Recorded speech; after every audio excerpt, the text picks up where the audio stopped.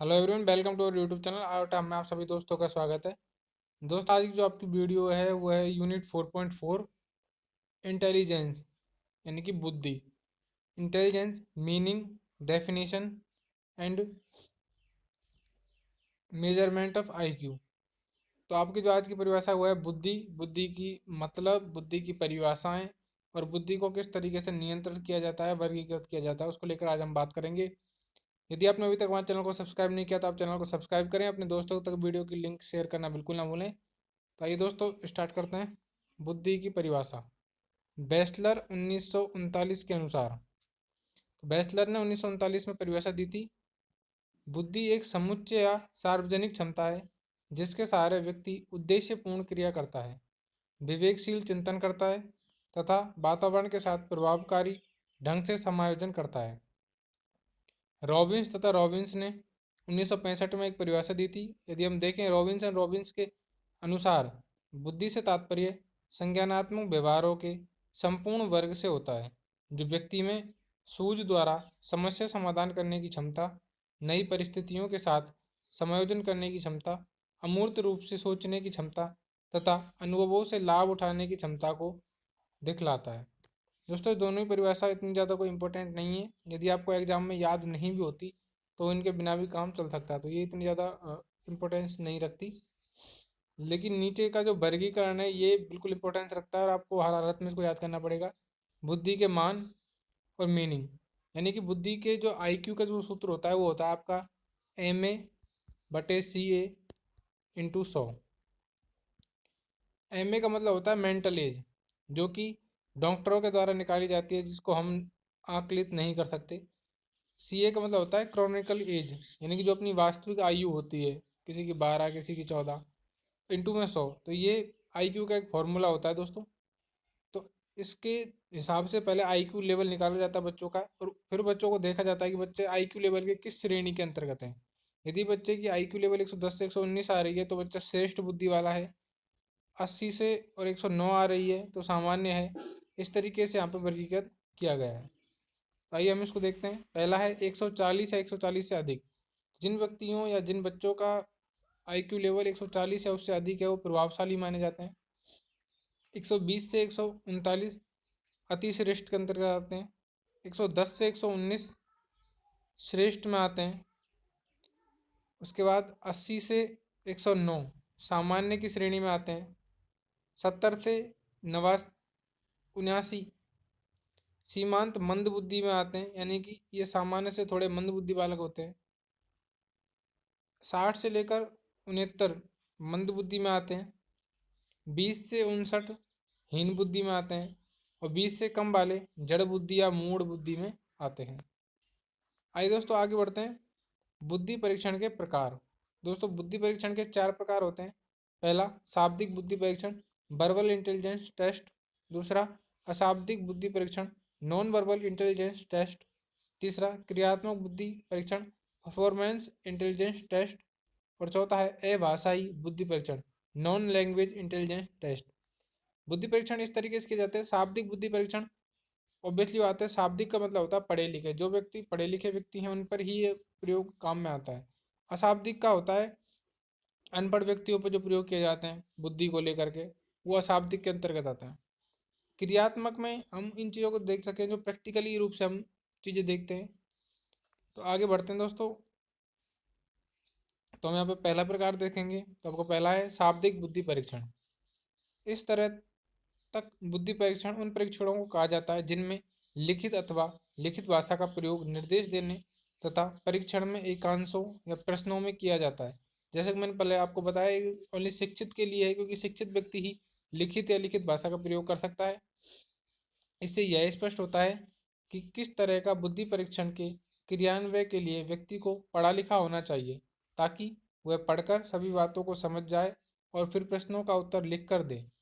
शाब्दिक बुद्धि परीक्षण को निम्नलिखित 2 भागों में बांटा गया है। आपका पहला जो इसका पार्ट है वो है शाब्दिक व्यक्तिक बुद्धि परीक्षण। शाब्दिक सेकंड जो भाग है वो है शाब्दिक समूह बुद्धि परीक्षण। यानी कि पहले पार्ट में व्यक्ति का पर्सनली एक बार जो टेस्ट होगा वो एक ही व्यक्ति का होगा। सबको अलग से टाइम दिया जाएगा, डॉक्टर्स के या जो भी आपके जो प्रयोगकर्ता हैं, जो है टेस्ट करता है उनके द्वारा। और शाब्दिक समूह बुद्धि परीक्षण में सभी व्यक्तियों को, जैसे हम कक्षा में एक साथ टेस्ट लेते हैं सभी विद्यार्थियों का, तो वो सामूहिक या समूह बुद्धि परीक्षण हो जाएगा। पहले हम बात करेंगे शाब्दिक व्यक्ति बुद्धि परीक्षण। इस तरीके परीक्षण द्वारा एक समय में किसी एक ही पढ़े लिखे व्यक्ति का बुद्धि मापन किया जाता है। सेकंड हम बात करेंगे शाब्दिक समूह बुद्धि परीक्षण। ये ऐसे परीक्षण को कहा जा सकता है जिनमें शब्द, वाक्य, संख्या आदि का प्रयोग एकांश तथा निर्देश में होता है तथा जिसे एक समय में एक से अधिक व्यक्तियों पर क्रियान्वयन किया जाता है। दूसरे शब्दों में इन प्रशिक्षणों द्वारा एक समय में अधिक व्यक्तियों की बुद्धि मापी जाती है। सेकंड जो बुद्धि परीक्षण था हम उसके लेकर के बात करेंगे अशाब्दिक बुद्धि परीक्षण। भाषा अर्थात शब्दों, वाक्यों तथा संख्याओं का प्रयोग निर्देश के रूप में किया जाता है, परंतु उनके एकांशों में भाषा का प्रयोग नहीं होता।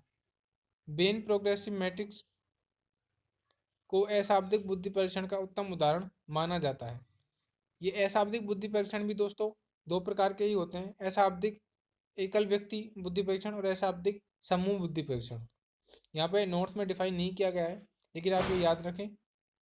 थर्ड जो है आपका वह है क्रियात्मक बुद्धि परीक्षण।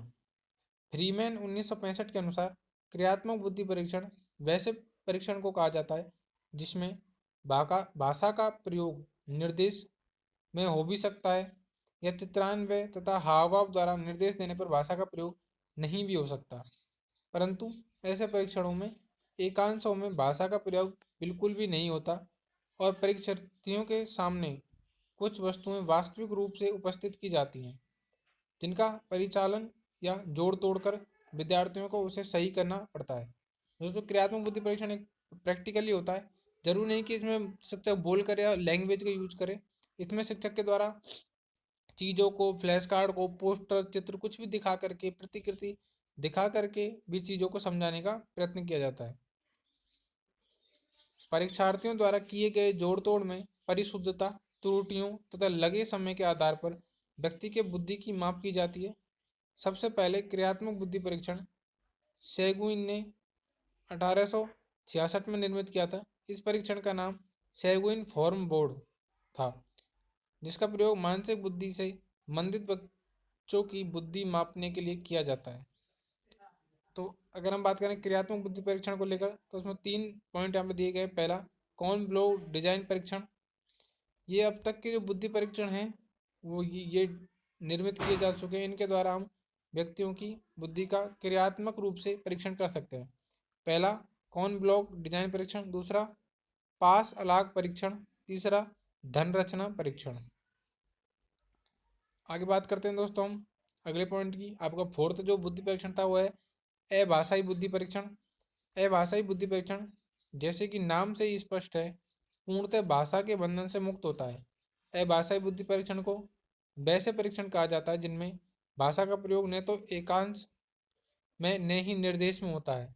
प्राय इस तरीके के परीक्षण में निर्देश हाव भाव, चित्रान्वय द्वारा दिए जाते हैं।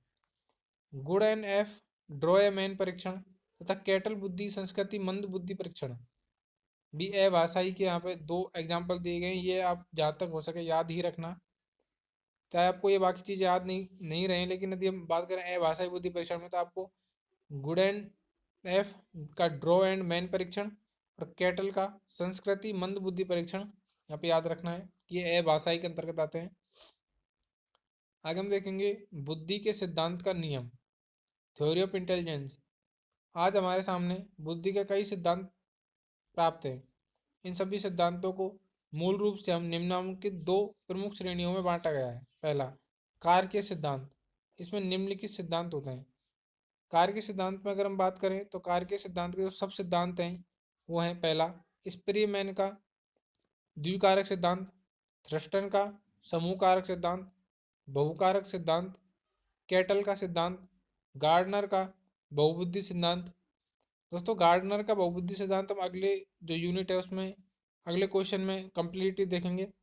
6 है पदानुक्रमिक सिद्धांत। इन सारे सिद्धांत में से मुख्य रूप से 3 सिद्धांत का प्रयोग ज़्यादातर होता है। पहला 1 फैक्टर, दूसरा 2 फैक्टर, तीसरा आपका मल्टी फैक्टर। दोस्तों वैसे इस क्वेश्चन में आपको प्रॉब्लम नहीं आनी चाहिए, क्योंकि आपका जो सेकंड पेपर है वो पूरा जो है वो ग्रोथ एंड डेवलपमेंट को लेकर के है। वहाँ पे भी ये चीज़ें मोस्टली डिफाइन की गई हैं, तो आपको उस हिसाब से यहाँ पे ज़्यादा प्रॉब्लम का सामना नहीं करना चाहिए। अब हम आप बात करते हैं पहला सामान्य कारक। प्रत्येक व्यक्ति में कोई भी मानवीय कार्य करने की एक सामान्य क्षमता भिन्न भिन्न मात्रा मौजूद होती है।